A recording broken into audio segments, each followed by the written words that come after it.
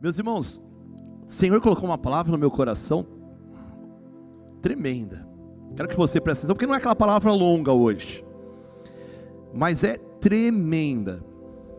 Acho que poucas vezes eu li ela na Bíblia, e já faz umas 2 semanas, e eu estava com ela no meu coração. Essa semana eu fiquei lendo, e eu quero que você abra comigo Atos capítulo 17, versículo 16.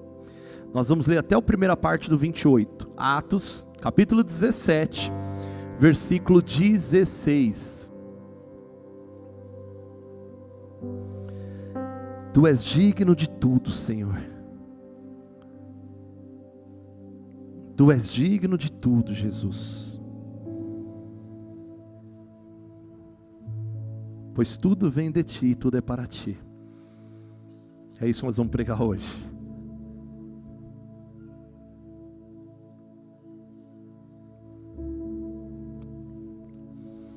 Irmãos, agora é a hora que você tem que se concentrar na palavra. Lembra aquele combinado? Nada de banheiro agora, nada de água, não vai morrer de sede, fica tranquilo, não vai ter esse problema. Hoje está mais tranquilo, o ar então está mais gostoso. Se concentre para ouvir a palavra. Nós temos que participar junto da palavra, amém? Eu gosto de pregar quando a igreja está interagindo junto, está vindo junto, é gostoso. Então preste atenção para a gente caminhar junto na palavra, que vai ser muito, muito, muito bênção hoje. Todos acharam amém? Se não, acompanha no telão lá, diz assim, estou na versão transformadora, isso mesmo. Enquanto Paulo esperava por eles em Atenas, ficou muito indignado ao ver ídolos por toda a cidade. Por isso ia à sinagoga debater com os judeus e com os gentios tementes a Deus, e falava diariamente na praça pública a todos que ali estavam. Paulo também debateu com algum dos filósofos, epicureus e estoicos. Quando lhes falou de Jesus e da ressurreição, eles perguntaram: o que esse tagarela está querendo nos dizer? Outros disseram: parece estar falando de deuses estrangeiros. Então levaram Paulo ao conselho da cidade, ou algumas bíblias diz Areópago, e disseram: pode nos dizer que novo ensino é esse? Você diz coisas um tanto estranhas e queremos saber o que significam. Convém explicar que os atenienses, bem como os estrangeiros que viviam em Atenas, pareciam não fazer outra coisa senão discutir as últimas novidades. Então Paulo se levantou diante do conselho e assim se dirigiu aos seus membros. Paulo disse: homens de Atenas, vejo que em todos os aspectos vocês são muito religiosos. Pois enquanto andava pela cidade, reparei em seus diversos altares, um deles trazia a seguinte inscrição: ao Deus desconhecido.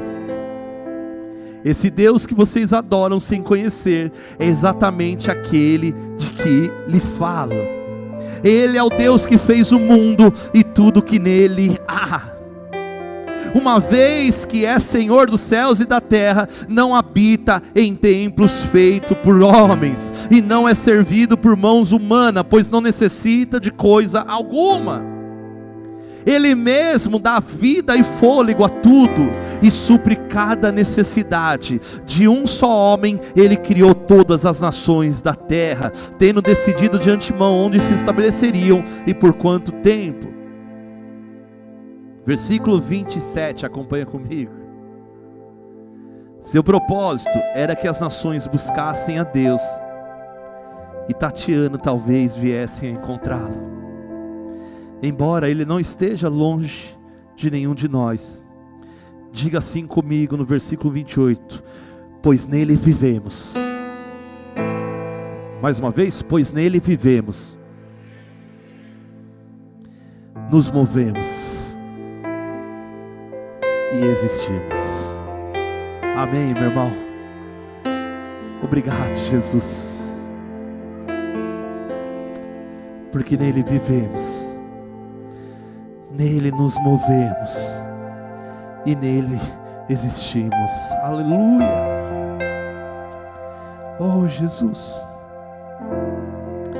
a tua palavra é tão poderosa, Pai. que ela tenha esse poder, Pai, como um turbilhão, Pai, de águas vivas, agir em nós, ó Pai, produzir algo diferente, produzir vida, produzir a presença do Senhor. Aleluia, glória a Deus. O tema da mensagem de hoje é um altar ao Deus desconhecido. Um altar ao Deus desconhecido. A Bíblia, meus irmãos, eu quero trazer o contexto para vocês, histórico. A Bíblia fala que Paulo, o apóstolo Paulo, que eu venho falando nessas últimas 2 semanas, o apóstolo Paulo, ele estava em caminho da sua segunda viagem missionária. O apóstolo Paulo é aquele que era Saulo, que perseguia os cristãos, que queria matar os cristãos, que perseguia todos aqueles que falavam de Jesus, até um dia que o próprio Jesus tem um encontro com ele.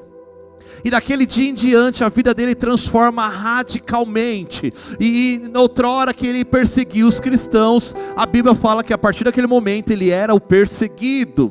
Mas cada vez que ele era mais perseguido, ele tinha mais vontade de falar do amor de Cristo. Ele sentia impulsionado em pregar o amor de Cristo, a verdade do Senhor. Ele era impulsionado por isso. No dia que você aceitou Jesus, eu tenho certeza que entrou no seu coração um desejo de falar do amor de Cristo, amém, meus irmãos? Primeira coisa, nós temos que tomar um cuidado grande, porque às vezes nós temos o desejo de falar do amor de Cristo, mas passa o tempo, vai passando o tempo, e nós vamos nos esfriando diante do Senhor. O apóstolo Paulo, ele nos ensina uma coisa maravilhosa, meus irmãos, que quanto mais ele era perseguido, mais ele apanhava, mais ele era preso, ele tinha mais e mais desejo de falar do amor de Cristo. Assim também tem que ser sobre nós. Assim também tem que ser o amor de Cristo sobre as nossas vidas, para que nós possamos cada vez mais ter o desejo de falar do amor de Cristo. A Bíblia fala que ele estava na sua segunda viagem missionária. Paulo, meu irmão, ele começa a sua segunda viagem missionária. Ele tem alguns amigos, Silas, Timóteo, que acompanhava tantos outros, que acompanhava ele em suas viagens. E a Bíblia fala que nessa segunda viagem missionária, ele vem com tanta vontade, porque a primeira viagem missionária, ele falou tanto do amor de Cristo, pessoas se converteram, se renderam ao Senhor, que ele vem para a segunda viagem, com aquele sangue nos olhos, e ele fala, agora eu vou falar mais do amor de Cristo. Mas meus irmãos, ele já começa a pregar, ele chega em Filipe, e ele já chega lá, manda o demônio embora daquela mulher que adivinha, ele é colocado na prisão. O pastor William me ajudou na pregação já hoje, inclusive com os louvores já vieram falando, ele vem e fala lá, eles vão presos, a Bíblia fala que eles oram, que eles louvam, e os alicerces daquela prisão, eles chacoalham, os alicerces, meus irmãos, daquela prisão, eles abrem-se as prisões, e não são suficientes para o poder de Deus. Mas a Bíblia fala que mesmo assim, eles são açoitados, vem chicotes nas costas deles, eles são cuspidos, eles são tidos como vagabundos, como assaltantes, como qualquer tipo de marginal, porque era tratado da mesma forma. Mas a Bíblia fala que nada disso, meus irmãos, impede ele de continuar pregando a palavra de Deus, amém? Nada disso impede ele de continuar pregando a palavra de Deus. A Bíblia fala que ele vai anunciar boas novas em Tessalônica, e ele começa a falar do amor de Cristo. Preste atenção que é só para te colocar no contexto do que nós vamos chegar. Ele chega em Tessalônica, ele começa a falar do amor de Deus, e alguns lá não aceitam, e começa também a expulsar eles da cidade. Você acha que a tua vida é simples? Ai, porque agora eu sou cristão, e as pessoas às vezes ficam me olhando, ou falando, ou me discriminam. Meu irmão, hoje nós estamos vivendo o paraíso. Hoje, se você falar do amor de Cristo, as pessoas estão já se ajoelhando, estão querendo ouvir, estão chorando, porque estão necessitadas. Naquele tempo havia-se a religião, a judaica era tão enraizada, que eles não podiam falar. Mas Paulo, meus irmãos, ele fala, não vou parar. Ele vai para Bereia, ele lá continua falando. Ele sai de uma cidade, vai para outra. Ele vai para uma região diferente e continua falando do amor de Cristo, sem parar, sem calar, sem se intimidar. Ele chega em Bereia, aquelas pessoas de Tessalônica vão atrás dele e falam, eles estão importunando, tem que matar, tem que prender, tem que fazer tudo. Ele corre, meus irmãos, e as pessoas chegam para ele e falam para ele, Paulo, vai ficar um período lá em Atenas até o Senhor providenciar um novo tempo, uma nova viagem. Aonde nós chegamos aqui na nossa palavra hoje? Paulo dá um recado e fala assim, meus irmãos, pede para Silas e pede para Timóteo também vir comigo. E pede para eles vir correndo aqui para Atenas, porque nós vamos pregar a palavra de Deus aqui neste lugar. Preste atenção aqui em mim. A Bíblia fala que quando ele chega em Atenas, meus irmãos, cidade de Atenas, meus irmãos, era a cidade mais popular daquele tempo.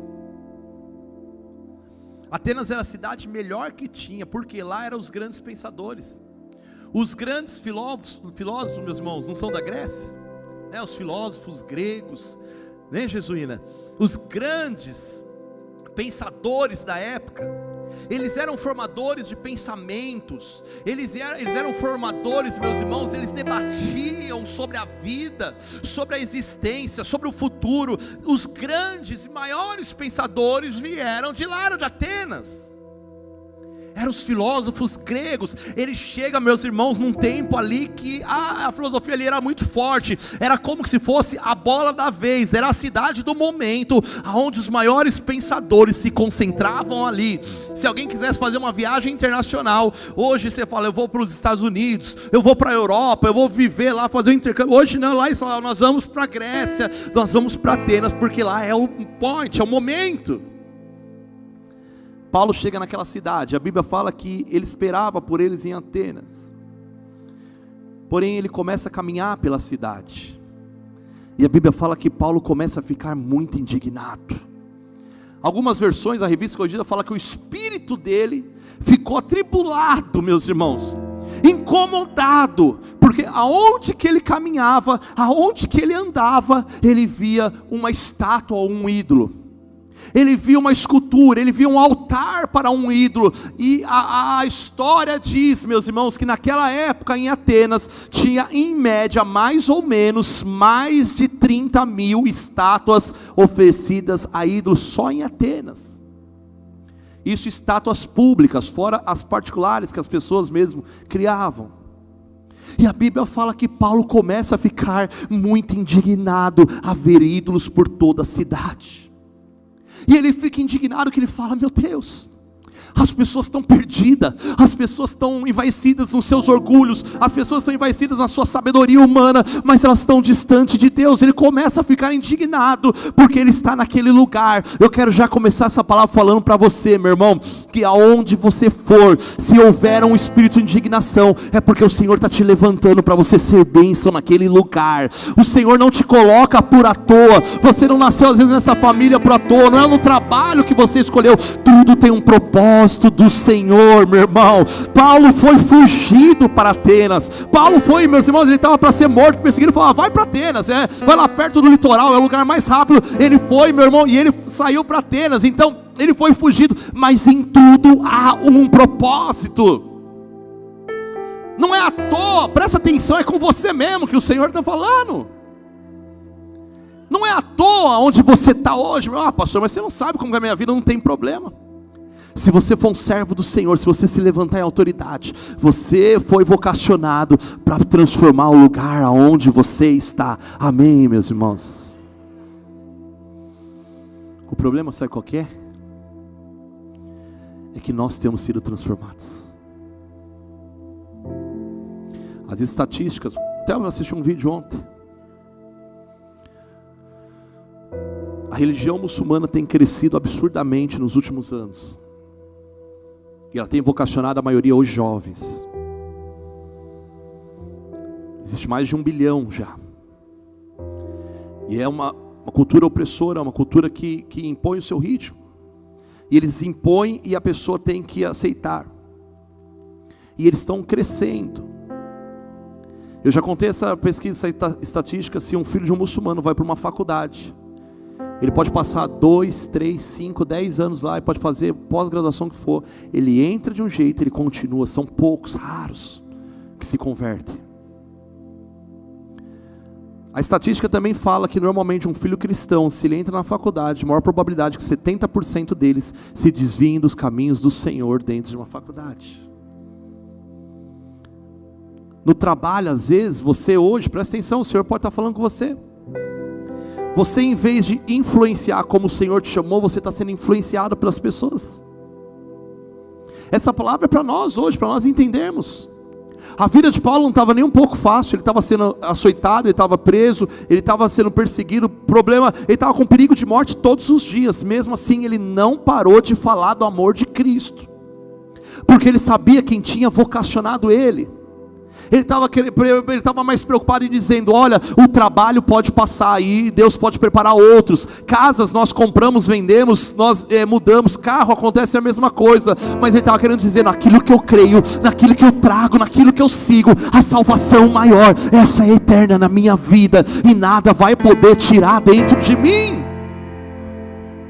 Eu quero dizer para você que Paulo, ele ia, meus irmãos, ele ia na sinagoga debater com os judeus e com os gentios tementes a Deus, e falava, a Bíblia fala diariamente, ele ia ao sábado só nas sinagogas. O que ele fazia nos outros dias da semana? A Bíblia fala que ele ia na praça pública, ele falava: eu quero falar do amor de um Cristo, eu quero falar daquele que Deus mandou, aquele que foi enviado para salvar, aquele que foi enviado para trazer perdão nos pecados, aquele que morreu, mas ele ressuscitou no terceiro dia. Ele é o Senhor das nossas vidas. Se prostra e se renda. A Bíblia fala que diariamente ele ia na praça pública e falava do amor de Deus a todos que ali estavam. Aleluia. Uma pergunta aquela estatística do Instagram. Você vai responder 1, 2, 3, 4, 5 ou 0.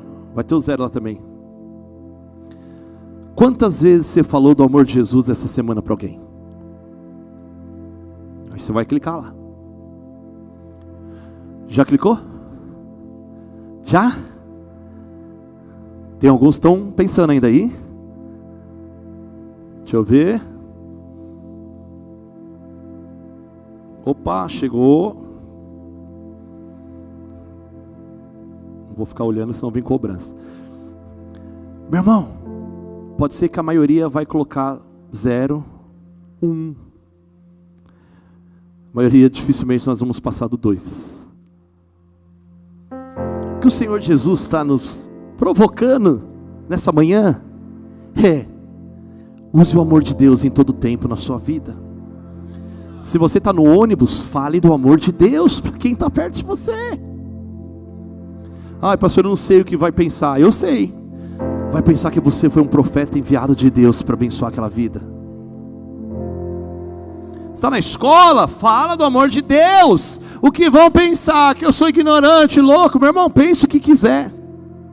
Você é a diferença nesse mundo. Você foi vocacionado pelo Senhor. A Bíblia fala que Paulo todos os dias falava em praça pública. Também debateu com alguns dos filósofos, meus irmãos. E ele começou a debater. E ele falou de Jesus, falou da ressurreição. E eles perguntaram: o que esse tagarela está querendo nos dizer? É o que normalmente nós vamos receber. O que esse louco, esse xarope está querendo me falar? Já viu? O que ele fica toda hora falando desse amor de Jesus, de crente? Por que isso? Toda hora ele quer ficar falando do amor de Jesus, toda hora. A Bíblia fala que usou aqui, a tradução usou esse tagarela. Tagarela, o que é o tagarela, meu irmão? Você conhece algum tagarela? Sempre tem um tagarela que nós conhecemos, que fala muito, não é isso? O tagarela não fala muito? Não tem aquele que não para de falar um segundo? Fala, responde, comenta e não respira, você não consegue parar. Ele é o tagarela, ele fala demais. Paulo era um tagarela. Está falando, ó, ele não para de falar. Aí vem outros e fala: parece estar falando de deuses estrangeiros. Meus irmãos, a palavra de Deus ela é tão tremenda, tão maravilhosa, que quando você fala, por mais que é tagarela, que não é, produz algo dentro da pessoa. Assim como um dia produziu dentro de nós, amém? Assim como um dia chegou dentro de nós. A Bíblia fala, meus irmãos, que então levaram Paulo ao conselho da cidade, ou no Areópago, como falam.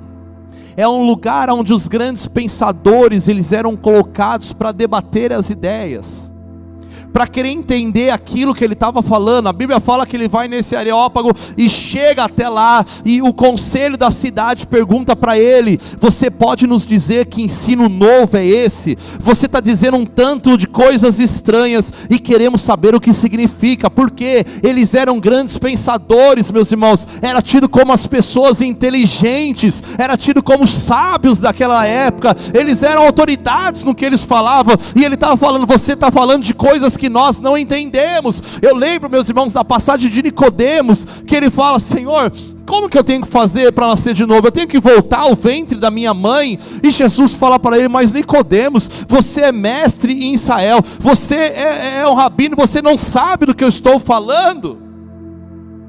Aqueles homens chamam Paulo, meus irmãos, preste atenção, acompanhe comigo, nós tem que correr hoje aqui. Aqueles homens chamam Paulo e falam: olha, nos explica o que você está querendo falar. Quero que você entenda algo aqui hoje. Toda a sabedoria humana, meus irmãos, tudo, conhecimento, nada, a Bíblia fala que é tido como esterco diante do Senhor. Nada é superior do que a sabedoria do Senhor. Nada é superior do que a sabedoria divina. Você pode conversar com a pessoa mais inteligente, que ganhou Nobel, não sei do que. Aquele que fez faculdade, fez pós-graduação, fez MBA, fez no exterior, pode ser Harvard, pode ser o que for. A inteligência dele é limitada ao conhecimento humano, mas superior a ele tem uma coisa chamada Espírito Santo de Deus, que é o poder de Deus que vai no interior da pessoa. E eles perguntam: o que é isso que você está nos ensinando? A Bíblia fala que Paulo se levanta diante do conselho. Oh meu Deus, acho que era tudo que Paulo estava querendo naquele momento. A Bíblia fala que Paulo levanta diante do conselho e fala: cidadãos atenienses, homens de Atenas. Meus irmãos, Areópago era o lugar de destaque de qualquer pessoa, o conselho da cidade. Era onde só os grandes filósofos, grandes sábios daquela época podiam estar. E ele chega e fala: homens de Atenas, eu vejo que vocês são muito religiosos no que vocês fazem. Paulo não estava afrontando a fé deles. Ele está dizendo: eu percorri um pouco essa cidade, e por onde que eu passo, por onde que eu ando, meus irmãos, era tão contaminado que não tinha uma rua, esquina, que não tinha pelo menos 10, 15 altares dedicados a uma divindade. E a Bíblia fala que ele chega e fala: eu vejo que vocês são muito religiosos, eu vejo que em todos os aspectos vocês acreditam na religião. Mas Paulo fala: porém eu andei na cidade, e eu cheguei até um altar, e olhei e não tinha nenhuma estátua. E eu cheguei no altar, não tinha nenhum nome ali de um Deus. E eu procurei o nome, e naquela estátua não tinha. Tinha um altar sem estátua, sem nada, e estava escrito só: ao Deus desconhecido. Ao Deus desconhecido. Aí ele chega e fala: cidadãos de Atenas, é exatamente desse Deus que eu quero falar para vocês. É exatamente desse Deus que eu quero falar para vocês. E é exatamente, meus irmãos, desse Deus que eu quero falar para vocês nessa manhã. Aleluia. Um Deus desconhecido, um Deus que não tem nome suficiente para intitular Ele, um Deus que não é feito por mãos de homens. Não há um ouro, não há especiaria, não há um diamante mais precioso que possa comparar que possa ser criado para adorá-lo. É esse Deus que eu quero falar para vocês hoje, o Deus desconhecido. Que nessa manhã nós possamos, ao terminar esse culto, levantar dentro de nós um altar a esse Deus desconhecido. Aleluia, nós vamos chegar, meu irmão, aonde o Senhor quer. A história conta que, por que aquele altar? A história conta que 500 anos, mais ou menos 500 anos antes de Paulo estar em Atenas, houve uma grande peste na cidade. Uma peste tão forte que começaram a morrer muitas pessoas. E ninguém sabia como agir, mais ou menos como nós tivemos agora. E uma peste tão grande que começaram-se a dizimar toda a população de Atenas. E diz a história, meus irmãos, que eles se reúnem entre os grandes filósofos. Tem um livro, inclusive, escrito sobre essa teoria. E diz que eles vão em Creta, e eles chamam dois homens, Epimênides e Arato, que eram grandes pensadores da época, eram autores gregos, filósofos, eles eram grandes pensadores. E eles se reúnem nesse aerópago, nesse conselho, nesse lugar, e eles falam: o que nós devemos fazer? Foi essa época que eles começaram a criar as tantas divindades. E a história fala que eles se reúnem, e esse homem cidadão, esse filósofo Epimênides, ele chega e ele diz o seguinte: olha, eu entendo que nós temos que buscar a uma divindade, que nós temos que buscar o recurso sobrenatural, daquele que pode fazer acabar tudo isso.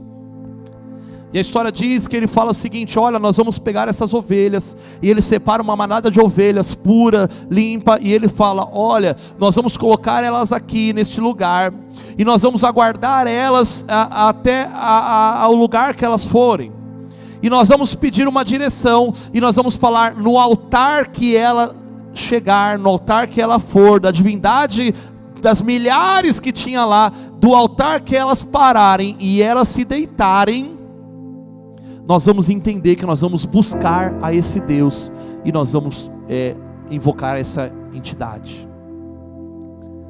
A história diz que eles fizeram isso, e aquelas ovelhas começaram a caminhar, e elas caminham, meus irmãos, entre todas aquelas milhares de estátuas oferecidas a deuses naquele tempo, e a história diz que elas não chegam em nenhuma das estátuas, e elas param em um determinado lugar, onde não tinha estátua, não tinha nada, e ali todas elas se deitam.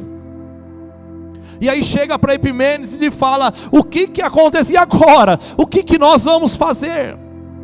E ele chega e fala: olha, nós vamos criar um altar neste lugar que elas fizeram. Eles falam: mas qual Deus nós vamos invocar? Porque nós temos milhares e elas não chegaram. E ele fala: nós não vamos adorar nenhum desses deuses, nós vamos adorar a esse Deus desconhecido. E eles falam: nós vamos adorar um Deus, e qual que é o nome que nós colocaremos então nessa estátua? Ele fala: não tem nome, porque nós não sabemos qual que é o nome desse Deus. E fala: e qual que é a imagem que nós vamos colocar? E fala: ninguém vai colocar imagem nenhuma, porque nós não sabemos. E ele pega e ele faz só a inscrição dentro dessa estátua, e diz: o Deus desconhecido. E a história diz que eles clamam ao Deus desconhecido, e aquela peste cessa naquela região. Paulo, sabendo dessa história, ele faz referência, inclusive, no versículo 26, daqui a pouco nós vamos ler. Ele traz referência ao que esse filósofo, ele escreveu, ele trouxe na Bíblia o que ele falou. Paulo chega diante deles e fala: olha, é esse Deus desconhecido que eu estou falando. Vocês podem ter milhares de entidades, mas ele começa a falar: meus irmãos, quem é esse Deus? Versículo 24, coloca lá por favor, Aline, por gentileza. Versículo 24, ele diz o que? Ele é o Deus que fez o que? E tudo o que nele é, uma vez que é Senhor dos céus e da terra, não habita em templos feitos por mãos de homens, e não é servido por mãos humanas, pois não necessita de coisa alguma. Aleluia. Versículo 24, nós louvamos: celebrarei a ti, ó Rei dos reis, ao Senhor Criador de todas as coisas. Ele está dizendo: eu quero apresentar para vocês esse Deus desconhecido.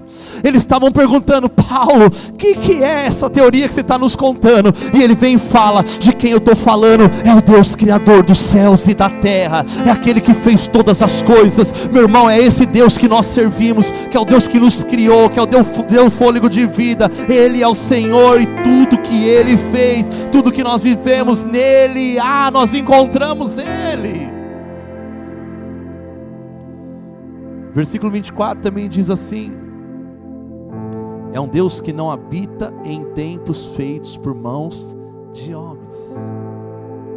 O nosso Deus não é limitado, meus irmãos, em altares feitos por mãos de homens. Outrora, às vezes, nós ficávamos perdidos, não é verdade? Eu me converti na adolescência, mas eu fui católico. Fiz primeira comunhão, catecismo, né? Cheguei à primeira comunhão. E nós adorávamos a santos, porque era o que nos ensinava. E nós acreditávamos que aquilo era o correto. E nós tínhamos a divindade. As pessoas falam que não, né? Não, nós não adoramos. Não, meu irmão, nós adorávamos sim. Nós tínhamos aquilo como tido o nosso amuleto, como a nossa fé, nosso altar. E ele está falando: olha, não, o nosso Deus, ele não habita em templos feitos por mãos de homens. O nosso Deus não divide a glória dele com ninguém. O nosso Deus, meus irmãos, ele quer uma coisa assim, exclusividade do seu coração para ele. Você tem que se levantar, e você tem que adorar, e você tem que viver o seu melhor no Senhor. O dia que eu conheci o Senhor, não tive dúvida. Eu falei: eu quero servir a esse Deus desconhecido. Não é altares, não é santos, não é nada. Eu quero servir ao meu Deus, ao meu Senhor, a esse Deus desconhecido, mas que fez os céus e a terra, e aquele que habita dentro de mim. Aleluia! Glória a Deus!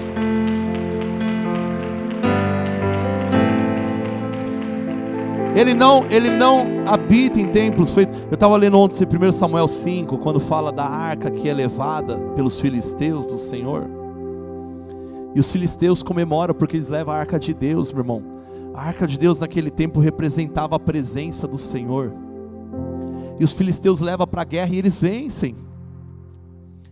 E os filisteus, meus irmãos, eles serviam uma entidade chamada Dagon. E eles adoravam esse Deus, era o Deus deles. E eles tinham um templo, um santuário a esse Deus. E eles tinham um santuário grande, meus irmãos, para esse Deus. E eles ficaram tão felizes, o que eles fizeram? Eles pegaram a arca de Deus e eles levam até dentro daquele templo, daquele Deus dos filisteus. A Bíblia fala que eles vão dormir, meus irmãos. Aleluia. E quando eles chegam no outro dia de manhã, a Bíblia fala que aquele Deus estava caído ao chão, meus irmãos. Presta atenção. Eles ficam tão indignados. Como assim? O nosso Deus está caindo? Alguma coisa, alguém passou aqui, sei lá, um vento forte. Eles colocam, meus irmãos, era uma estátua grande, era uma estátua muito forte, pesada. Eles colocam ela no lugar e chega para a arca e coloca de novo do lado, porque a arca era menor, mas a arca tinha a presença de Deus. Aí, meus irmãos, eles colocam, eles insistem de novo. Passa mais uma noite. No outro dia de manhã, a Bíblia conta lá em 1 Samuel capítulo 5, que aquela estátua estava caída, e sem os braços, e sem as pernas, sem a cabeça. E eles entendem, diante de Deus, ninguém pode, meus irmãos. Todo joelho se prostrará, toda língua confessará que somente Ele é o Senhor. Não há entidade, meu irmão, não há nada que é poderoso como o nosso Deus. Esse é o Deus desconhecido que Paulo falava. Está falando, O Deus desconhecido fez um milagre que milhares não puderam fazer. Versículo 25, ele diz: é um Deus que não é servido por mãos humanas, pois ele não necessita de coisa alguma. Ele diz: ele mesmo dá vida e fôlego a tudo, e diz: e supre cada necessidade. Aleluia. Você pode dizer glória a Deus? Amém, meu irmão.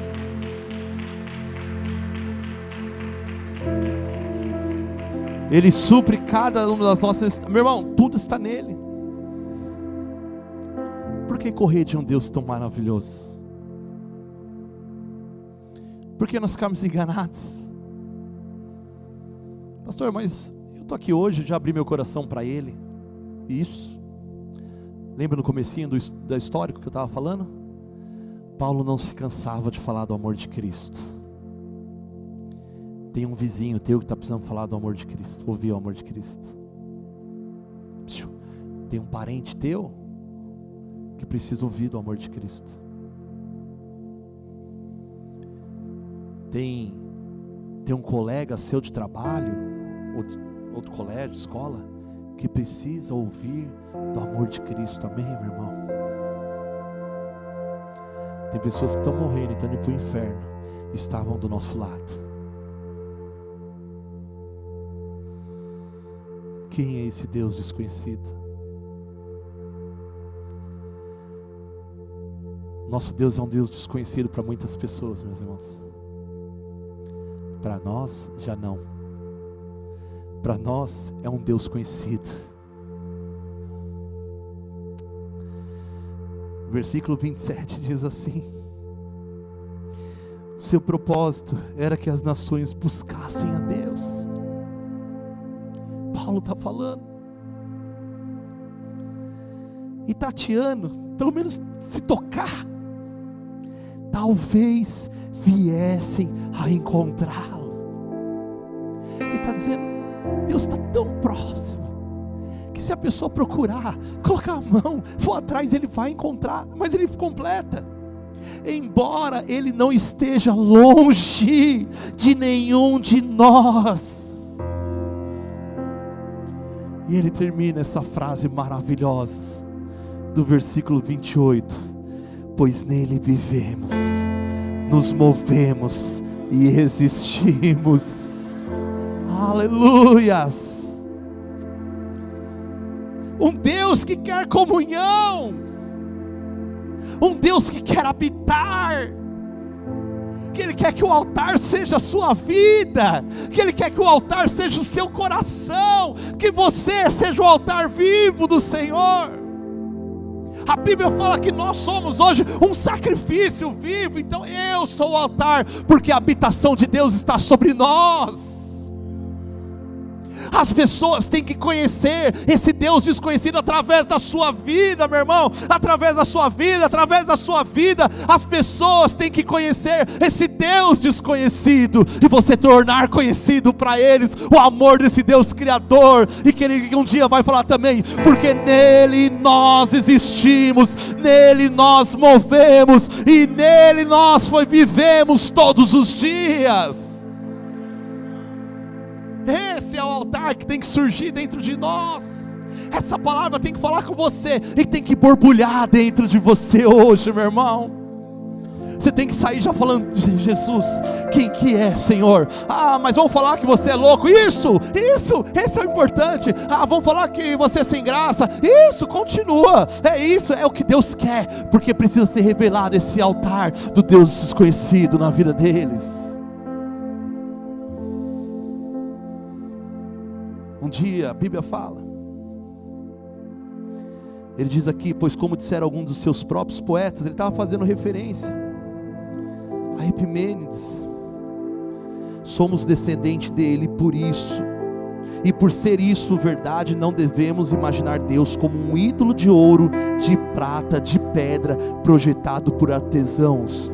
No passado Deus não levou em conta, olha o versículo 30, presta atenção, isso já é para nós, está lá, aqui não está aparecendo. Deus não levou em consideração no passado a ignorância das pessoas acerca das coisas. Mas agora, olha o que ele diz, meus irmãos. Ele ordena que todos, em todo lugar, se arrependam, pois ele estabeleceu um dia para julgar o mundo com justiça, por meio do homem que ele designou, e mostrou a todos quem é esse homem ao ressuscitá-lo dos mortos.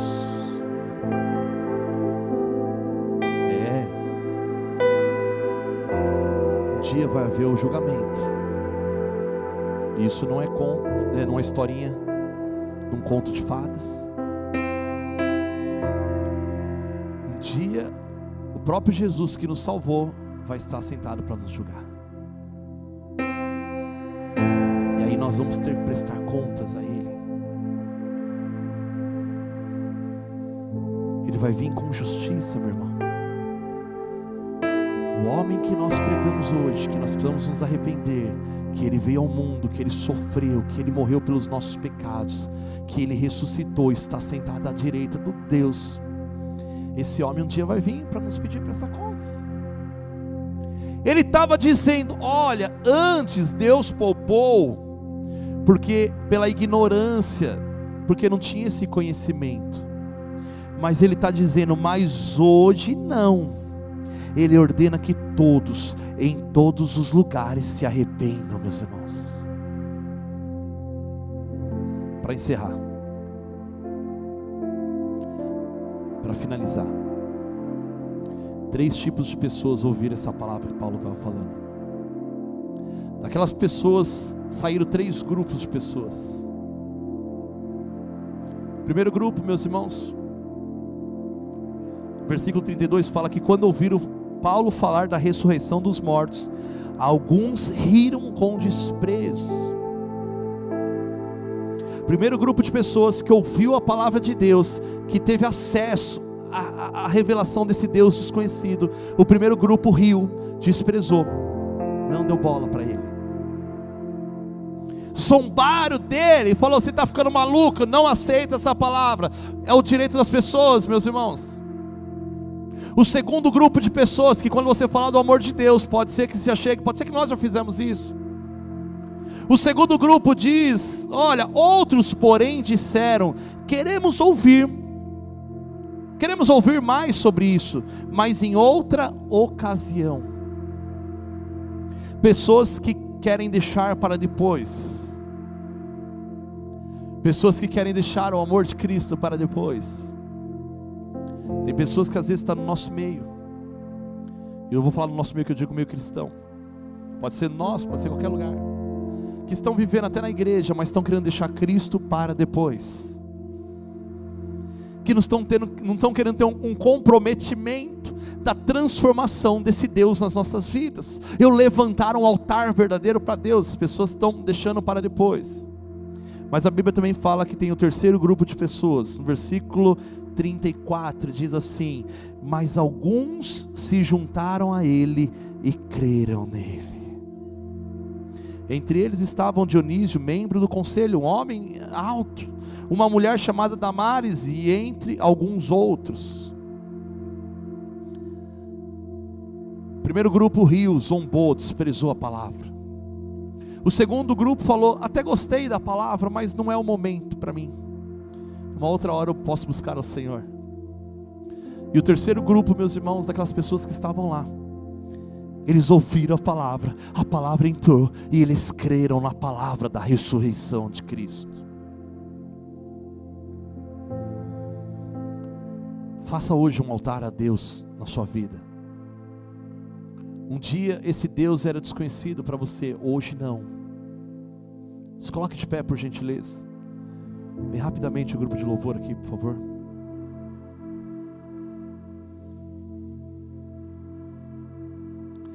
Acho que essa palavra, meus irmãos, quando eu ouvi essa palavra, eu pensei: Espírito Santo, por que essa palavra? Espírito Santo de Deus, para que essa palavra? Por que, Senhor? Eu achei linda, eu li, eu fiquei emocionado, falei, meu Deus, um altar ao Deus desconhecido entre milhares que tinham. Eu fiquei incomodado, pensei: Senhor, mas Essa palavra hoje é para provocar você, a você sair hoje e você cumprir o chamado de Deus na sua vida. Mas eu não sou pastor, eu não fui apresentado na igreja. Isso mesmo. A sua casa hoje, com seus familiares, com seu colega de trabalho, onde você estiver,